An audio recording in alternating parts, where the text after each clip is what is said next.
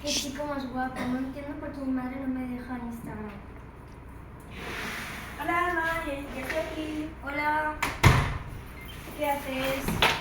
Pues estoy hablando con el chico de Instagram.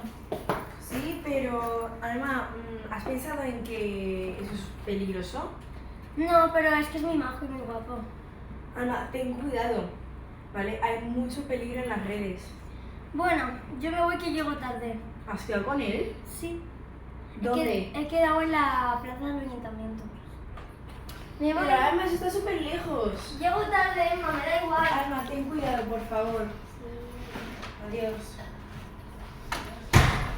Voy a hacer deberes.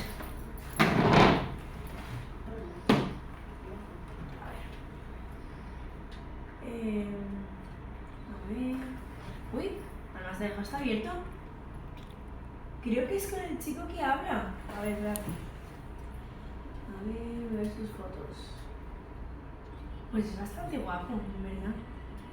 ¿Qué? Esta foto es falsa. Es un hombre mayor. Voy a avisar a Alma, está en peligro. Alma, estás en peligro, ven. ¿Por qué? Alma, es un señor mayor, ten cuidado, por favor. Mira, menos mal que no has quedado con él. ¿Lo ves? Me podría haber Te pasado lo he algo dicho, malo. Alma.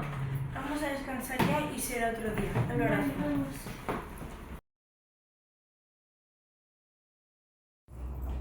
Qué guapo es este chico. No sé por qué mi madre no me deja tener Instagram. Hola, Alma, ya estoy aquí. Hola.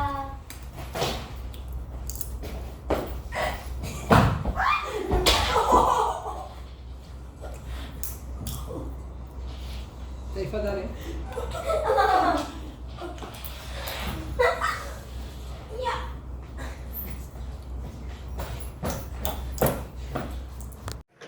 Hola.